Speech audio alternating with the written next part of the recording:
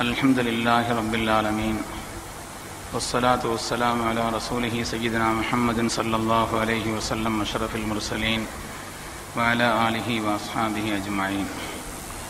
أما بعد فقد قال الله سبحانه وتعالى في القرآن الحميد: بسم الله الرحمن الرحيم. إن الذين يحبون أن تشيع الفاحشة في الذين آمنوا لهم عذاب أليم في الدنيا والآخرة والله يعلم وأنتم لا تعلمون. سبحانك لا علم لنا إلا ما علمتنا إنك أنت العليم الحكيم. إن أريد إلا الإصلاح ما استطعت وما توفيقي إلا بالله عليه توكلت وإليه أنيب. சங்கை மிக்க முஃமினீன்களே, அல்லாஹ்வின் நல்லடியார்களே, அருமை நாயகம் ஸல்லல்லாஹு அலைஹி வஸல்லம் அவர்களின் பாக்கியம் நிறைந்த உம்மத்துமார்களே, அல்லாஹ் ஜல்ல சுப்ஹானஹு வ தஆலா அவனுடைய மேலான பொருத்தத்தையும் அன்பையும் பெற்ற பரிசுத்தமான நல்லடியார்களில் நம்மை கபூல் செய்தருள்வானாக.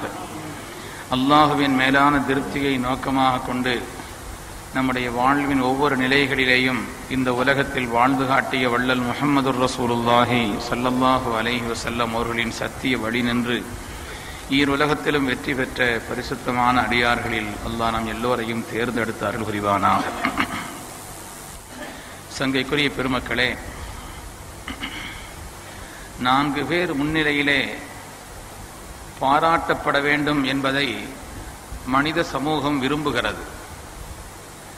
4 பேர் முன்னிலையில் தான் பாராட்டப்பட வேண்டும் என்பதை விரும்பக்கூடிய மனித சமூகம் பிறர் முன்னிலையிலே தான் குறை சொல்லப்படுவதை விரும்புவதில்லை. 4 பேர் நம்மை பாராட்டினால் மகிழ்ச்சி அடைகிறோம்.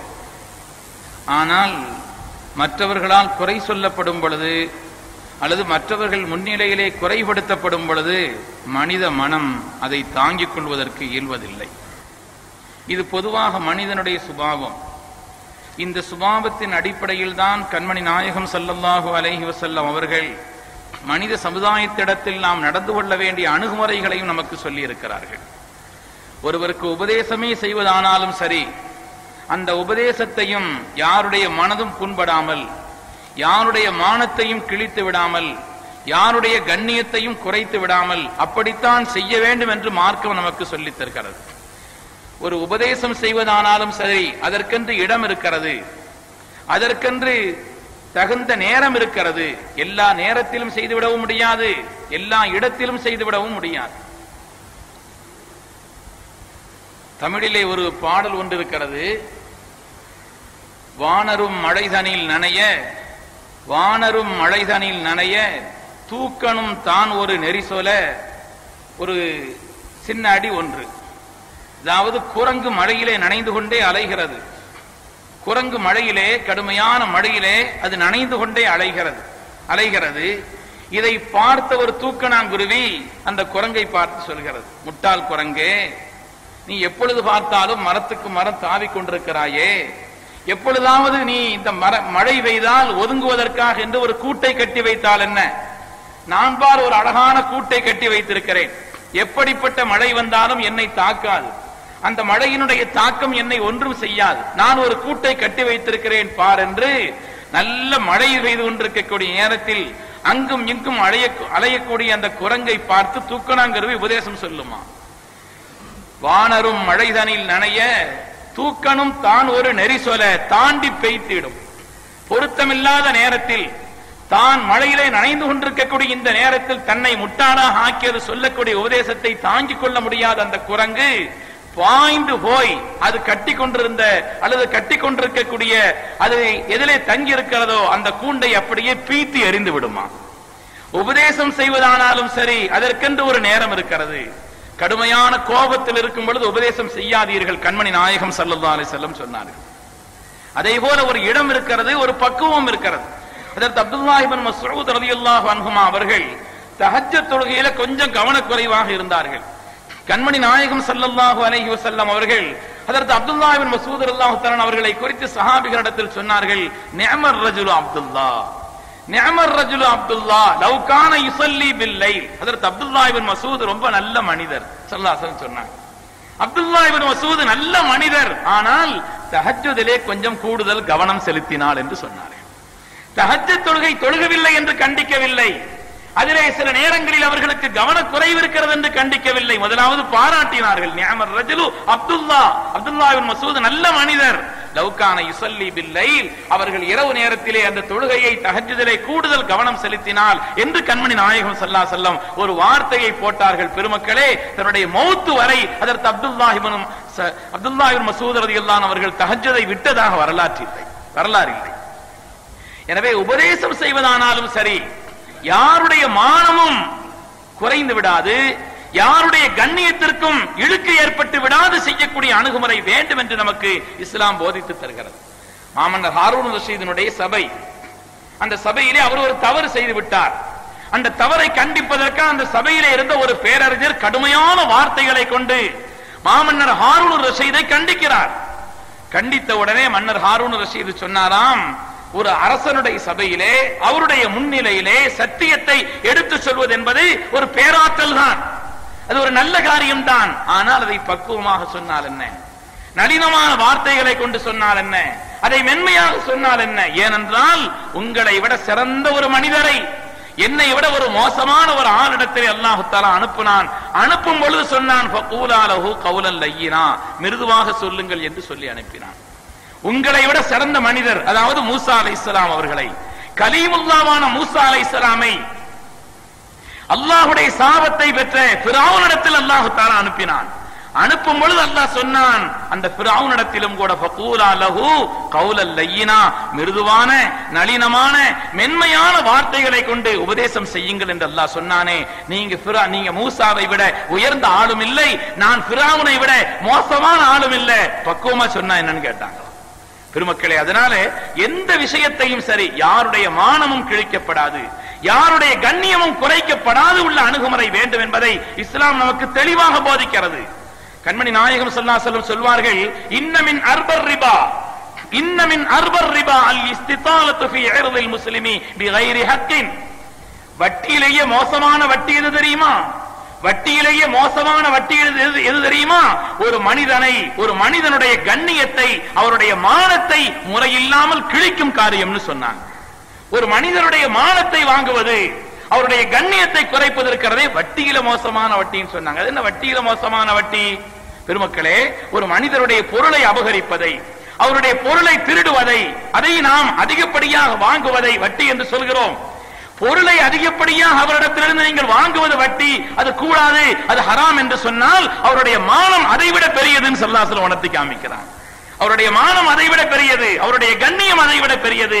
அதை கீறி கிழிப்பதற்கோ அதை எடுப்பதற்கோ உனக்கு உரிமை இல்லை. அப்படி செய்வது மின் அர்பர் ரிபா, வட்டியிலேயே பெரிய வட்டின்னு சொன்னாங்க. ஸல்லல்லாஹு அலைஹி வஸல்லம் அவர்கள் மேராஜ் சென்ற ஒரு நிகழ்ச்சி இமாம் அபூ தாவூத் ரஹ்மத்துல்லாஹி அலைஹி சொல்வார்கள், அல்லாஹ்வுடைய ரசூல் சொன்னார்கள், மேராஜிலே நான் பார்த்து கொண்டிருக்கிறேன் நரகத்தினுடைய ஒரு காட்சி.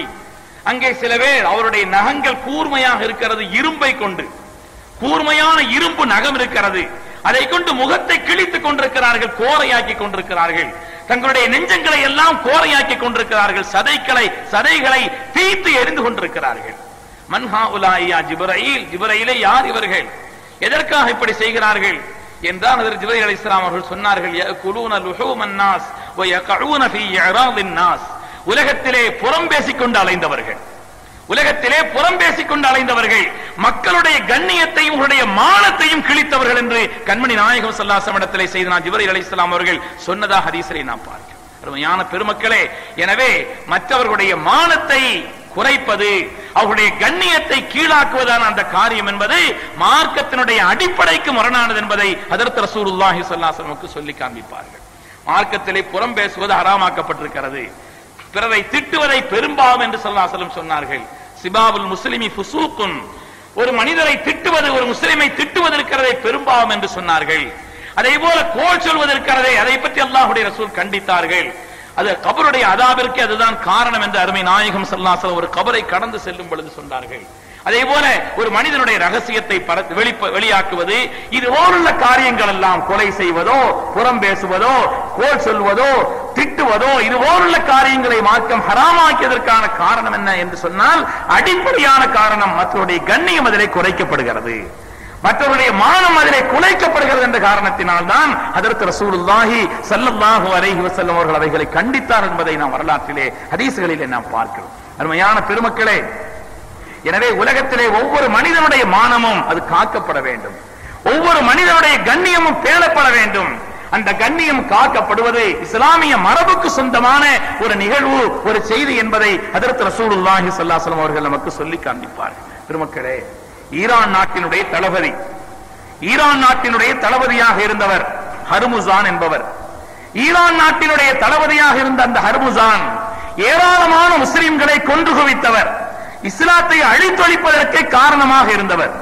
இஸ்லாத்தை அழித்தொழிப்பதற்கு காரணமாக இருந்த அந்த ஹர்முசானை, முஸ்லிம்களிலே பன்னூற்றுக்கணக்கான பேரை கொலை செய்த அந்த ஹர்முசானை கைதியாக பிடிக்கப்பட்டு ஹஜ்ரத் உமர் இப்னு கத்தாப் ரலியல்லாஹு அன்ஹு சமூகத்திலே கொண்டு வரப்படுகிறார். அந்த ஹர்முசான் கொண்டு வரப்பட்ட உடனே ஹஜ்ரத் சய்யிதுனா அமீருல் முஃமினீன் உமர் இப்னு கத்தாப் ரலியல்லாஹு அன்ஹு சொன்னார்கள், இந்த இஸ்லாத்தை வீழ்த்துவதற்காக, இஸ்லாத்தை கேவலப்படுத்துவதற்காக, முஸ்லிம்களை கொல்வதற்காக நீங்கள் நிறைய திட்டம் செய்திருக்கிறீர்கள். அந்த காரியத்தை நீங்கள் நிறைவேற்றி இருக்கிறீர்கள். எனவே உங்களுக்கு அதற்கான தண்டனை என்பது கொலை என்று சொன்னார்கள். நீங்கள் இப்பொழுது கொல்லப்பட போகிறீர்கள் சொன்னாங்க. ஆனால் செய்த அந்த கொலைகளுக்கெல்லாம் பகரமாக இப்பொழுது நீங்கள் தண்டிக்கப்பட போகிறீர்கள் என்று சொன்ன உடனே அதற்கு உமர் ரலியல்லாஹு தஆலா ஒரு வார்த்தை சேர்த்து சொன்னாங்க, நீங்கள் கொலை செய்யப்பட போகிறீர்கள், ஆனால் நீங்கள் இஸ்லாத்தை ஏற்றுக்கொண்டால், இஸ்லாமை நீங்கள் உங்களுடைய மார்க்கமாக ஏற்றுக்கொண்டால் உங்களுக்கு மன்னிப்பு அளிக்கப்படும். உங்களுடைய விருப்பம் என்னன்னு கேட்டாங்க. ஹர்முசான் சொன்னார், நான் இஸ்லாத்தை ஏற்றுக்கிறதுக்கு விரும்பலன்னு சொல்லிட்டார். இஸ்லாத்தை ஏற்றுக்கொள்வதற்கு விரும்பவில்லை. எனவே பன்னூற்றுக்கணக்கான முஸ்லிம்களை கொலை செய்த காரணத்தினாலும், இஸ்லாமை வீழ்த்துவதற்கு நீங்கள் காரணமாக இருந்ததினாலும் அந்த தண்டனை உங்களுக்கு நிறைவேற்றப்படுகிறது என்று அவர்களை அந்த கொலை செய்வதற்கான தண்டனை நிறைவேற்றுவதற்கு உமர் ரலியல்லாஹு அன்ஹு உத்தரவிடுகிறார்கள். எனவே அந்த இடத்திற்கு கொண்டு வரப்படுகிறார் தண்டனை நிறைவேற்றப்படுவதற்காக. கொண்டு வந்த உடனே அங்க இருக்கக்கூடிய சிலரை பார்த்து அதிகாரிகளை கேட்கிறார், குடிக்க கொஞ்சம் தண்ணி தருவீங்களா? அப்படிப்பட்ட மனிதாபிமானம் உங்களுக்கு இருக்குதான்னு கேட்டார். நாங்கள் அப்படிப்பட்ட மனிதாபிமானம் அற்றவர்கள் அல்ல, நீங்கள் செய்த அநியாயத்திற்கு தான் இந்த பகரமே தவிர அதனால குடிக்க கூட தண்ணி தர மாட்டோம் சொல்லக்கூடிய ஆட்கள் அல்லன்னு சொல்லி குடிக்க தண்ணீர் கொண்டு வந்து கொடுக்கப்படுகிறது. கொடுத்த உடனே இந்த தண்ணீர் குடிக்கிற வரையாவது பொறுப்பீங்களான்னு கேட்டார். திரும்ப இந்த தண்ணீரை நான் குடிக்கிற வரையாவது நீங்க பொறுத்துக்கிறீங்களான்னு கேட்டார் ஹர்முசான். கேட்ட உடனே அதற்கு உமர் இப்னு கத்தாப் ரலியல்லாஹு சபையில இருந்தாங்க. அவங்க சொன்னாங்க, இந்த தண்ணீர் உன்னுடைய வயிற்றுக்குள் செல்வது வரை உன்னை கொலை செய்ய மாட்டேன்னு சொன்னாங்க. அதுவரை இந்த தண்டனை நிறைவேற்றப்படாதுன்னு சொன்னாங்க. உண்மையான்னு கேட்கிறார்.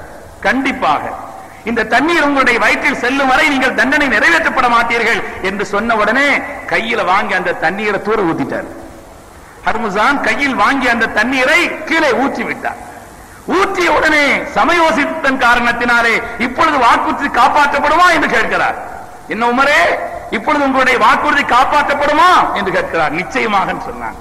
முஸ்லிம்கள் வாக்குறுதி மீறுபவர்கள் அல்ல என்று சொன்ன உடனே அதற்கு உமர் இப்னு கத்தாப் ரலியல்லாஹு அன்ஹு அப்படி சொல்லி முடிக்கிறார்கள். ஹர்முசான் தன்னுடைய நிலையிலிருந்து கீழே இறங்கி வந்து நேரடியாக உமர் இப்னு கத்தாப் ரலியல்லாஹு அன்ஹுடைய கரத்தை பிடித்து அஷ்ஹது அன் லா இலாஹ இல்லல்லாஹ் வ அன்ன முஹம்மது ரசூலுல்லாஹ் சொன்னாங்க. அதற்கு உமர் ரலியல்லாஹு அன்ஹு திரும்ப கேட்கிறாங்க, இந்த விஷயத்தை கொஞ்சம் முன்னால சொல்லி இருந்தா இப்படி ஒரு நிலையே உங்களுக்கு ஏற்பட்டிருக்காதே, இந்த இடத்திற்கே நீங்கள் கொண்டு வரப்பட்டிருக்க மாட்டீர்களே, உங்களுக்கு இந்த தண்டனையான தீர்ப்பே செய்யப்பட்டிருக்காது, ஏன் நீங்கள் அப்படி ஒரு முடிவெடுத்தீர்கள் என்று கேட்ட பொழுது அவர் சொன்னாரு, என்னுடைய மானத்திற்கு விடப்பட்ட சவாலாக அதை கருதினேன். நான் முதல்ல கலிமா சொல்லி இருந்தா உயிருக்கு பயந்து ஹர்முசான் கலிமா சொல்லி விட்டார். பெரிய படை தளபதி இவர், ஈரான் நாட்டினுடைய படை தளபதியாக கருதப்பட்ட ஹர்முசான் தன்னுடைய உயிருக்கு பயந்து போய் கலிமாவை சொல்லிவிட்டார் என்று உலகம் சொல்லிவிடக் கூடும். எனவே நான் மானத்திற்கு பயந்து கலிமா அதற்காக சொல்லவில்லை, அதற்காக இஸ்லாத்தை ஏற்றுக்கொள்ளவில்லை. இப்பொழுது என்னுடைய உயிர் பாதுகாக்கப்பட்டு விட்டது, ஏதோ சில காரணத்தினால், என்னுடைய சமயோஜிதத்தினாலே பாதுகாக்கப்பட்ட காரணத்தினால் இப்பொழுது உடனடியாக தண்டனை இல்லை என்ற பொழுது நான் கலிமாவை சொன்னேன் என்றால் மனப்பூர்வமாக மானத்தோடு நான் இஸ்லாத்தை ஏற்றுக்கொண்டேன் சொன்னார். பெருமக்களே, அதனால உலகத்தில் இந்த மானத்திற்கு, அது அவன் மக்களை மானத்திற்கு பயந்து சத்தியத்தை ஏற்றுக்கொள்ளாமல் இருப்பது தவறு, அது வேறு விஷயம். எப்படி அபூ தாலிப் இடத்திலே ஸல்லல்லாஹு அலைஹி வஸல்லம் கலிமா சொன்ன நேரத்தில், நான் இந்த நேரத்தில் கலிமா சொன்னா இவங்க எல்லாரும் சேர்ந்து தன்னுடைய கடைசி நேரத்தில் உயிருக்கு பயந்து கலிமா சொல்லிட்டார் என்று சொல்லக்கூடும் என்று சொல்லாமலே போய்விட்டார்களே, அதுவல்ல. மானத்தை பயந்து சத்தியத்தை விட்டு விடுவதல்ல, சத்தியம் என்பது அதைவிட பெரியது. ஆனால் யாருடைய மானத்தையும் கிழிக்க கூடாது, அது மகத்தானது, அது புனிதமானது, அது கண்ணியமானது என்பதை ஹஜ்ரத் ரசூலுல்லாஹி ஸல்லல்லாஹு அலைஹி வஸல்லம் சொல்லி காண்பிப்பார். இதனால்தான் ஹஜ்ஜத்துல் விதாவினுடைய குத்பாவிலே இஸ்லாத்தினுடைய அடிப்படைகளை எல்லாம் சொன்னார்கள். ஹஜ்ஜத்துல் விதாவுடைய ஹுத்பாங்கிறது சாதாரணமான ஒரு ஹுத்பா அல்ல. ஸல்லல்லாஹு அலைஹி வஸல்லம் தங்களுடைய வாழ்நாளிலே மிக நீண்ட பிரசங்கம் அதுதான். ஸல்லல்லாஹு அலைஹி வஸல்லம் நீண்ட பிரசங்கமே வரலாற்றிலே அதுதான். அந்த நீண்ட பிரசங்கத்திலே இஸ்லாத்தினுடைய எல்லா அடிப்படைகளையும் சுருக்கமாக சொன்னார்கள். அதிலே ஒரு வார்த்தை சொன்னார்கள், இன்ன திமாஅக்கும் வ அம்வாலக்கும் வ அஅராதக்கும் ஹராமுன் அலைக்கும். மக்களே மக்களே, மற்றவருடைய உயிர்கள் எப்படி புனிதமானதோ, பிறருடைய உயிரை போக்குவது எப்படி கண்டிக்கத்தக்கதோ, மற்றவருடைய பொருளாதாரம் எப்படி பாதுகாக்கப்பட வேண்டியதோ, மற்றவருடைய பொருளாதாரத்தை அபகரிப்பதற்கு எப்படி அனுமதி இல்லையோ, அதே போல பிறருடைய மானத்தை வாங்குவது, பிறருடைய கண்ணியத்தை குறைப்பது உங்களுக்கு ஹராமாக்கப்பட்டிருக்கிறது என்று கண்மணி நாயகம் ஸல்லல்லாஹு அலைஹி வஸல்லம் சொன்னார். நான் பெருமக்களே, நம்முடைய மக்களானாலும் சரி, நம்முடைய பிள்ளைகளானாலும் சரி, நம்மிடத்தில் நம்முடைய மனைவியானாலும் சரி, அல்லது நம்மை சார்ந்தவர்களானாலும் சரி, அவர்களிடத்திலேயும் கூட மானத்தை கிழிக்கக்கூடிய நிலையிலே, அவருடைய கண்ணியத்தை குறைக்கக்கூடிய நிலையிலே ஒரு காரியத்தை செய்தோம் என்று சொன்னால் எதையும் எதிர்த்து நின்று விடுவார்கள். அதனால் ஸல்லல்லாஹு அலைஹி வஸல்லம் அவர்கள் ஒவ்வொரு மனிதனுடைய மானமும் புனிதமானது. அவனுடைய உயிரை விட, ஹதீஸ்ல இன்னும் சொல்ல போனால் இந்த அளவுக்கு சொல்லப்பட்டிருக்கிறது, அவருடைய உயிரை விட அவருடைய பொருளாதாரத்தை விட அது மேன்மையானது என்ற காரணத்தினாலே மற்றவருடைய மானத்தை கண்ணியத்தை பாதுகாப்பது இஸ்லாமிய மரபு என்று அல்லாஹ்வுடைய ரசூல் நமக்கு சொல்லி தந்திருக்கிறார்கள். அல்லாஹு தஆலா நமக்கு விளங்கும் ஆற்றலை தந்தருள்வானாக. எல்லா நிலையிலும் கண்ணியமாக வாழக்கூடிய சமுதாயமாக அல்லாஹ் நம்மை ஆக்கி அருள்வானாக. மற்றவருடைய கண்ணியத்தையும் பேணக்கூடிய புனிதமானவர்களாக, அப்படிப்பட்ட நல்ல பண்புள்ளவர்களாக அல்லாஹ் நம்மை ஆக்கி அருள்வானாக. ஆமீன் ஆமீன் யா ரப்பல் ஆலமீன்.